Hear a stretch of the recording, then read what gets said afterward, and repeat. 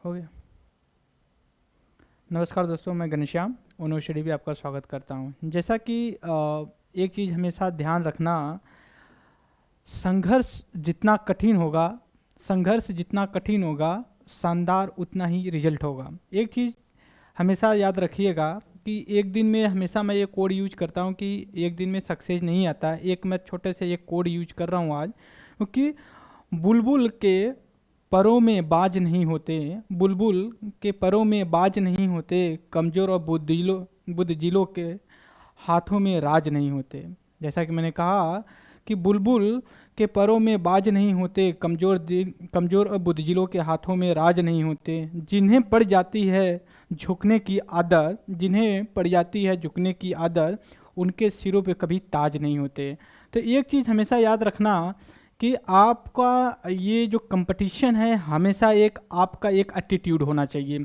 और एग्जाम्पल के लिए अगर मैं आपसे बात करूँ थ्री इडियट का, जिसमें राजू जाता है जब इंटरव्यू के लिए, अगर वो उसकी पैर वगैरह का फ्रैक्चर हो जाता है, तो उसने कुछ इंटरव्यू में बातें होती हैं, तो वो कुछ स्ट्रेट फॉरवर्ड कहता है। इंटरव्यू लेने वाला होता है, वो कहता है कि मुझे एक ऐसा मतलब एम्प्लॉय चाहिए जो थोड़ा सा डिप्लोमेट हो, या फिर इतने स्ट्रेट फॉरवर्ड नहीं चाहिए। तो उसने कहा, सर ये एटीट्यूड लाने में मुझे बरसों लग गए और मैं अपनी हड्डियां इतनी बार तोड़वाई, इसलिए ये एटीट्यूड मैं अपने पास रखता हूँ और आप अपनी नौकरी अपने पास रखिए। तो कहने का तात्पर्य ये है कि अगर आप सिविल सर्वेंट बनना चाहते हैं, सिविल सर्वेंट का मतलब ही एक चीज़ हो गया कि आपके अंदर एक एटीट्यूड होना चाहिए। किसी भी टॉपिक या फिर कोई भी इशू पे आपके पास एक बोल्ड डिसीजन लेने का कैपेसिटी होनी चाहिए। एग्जाम्पल के लिए, अगर मैं यूपीएससी का जो मेंस होता है, या फिर अब स्टेट पब्लिक सर्विस कमीशन के भी बहुत से स्टेट के हो गए हैं जो कि अब यूपीएससी के पैटर्न पे ही ले रहे हैं।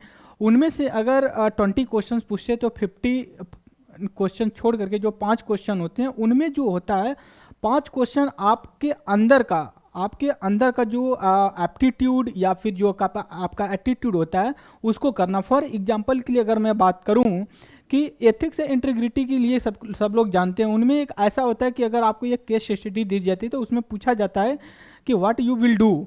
अगर आप एक समझ लिए कि लॉ एंड ऑर्डर डिस्ट्रिक्ट का अगर ख़राब हो जाता है और वहाँ पे आप डिस्ट्रिक्ट मजिस्ट्रेट या एसपी हैं, तो आप किस तरह का एटीट्यूड लेंगे।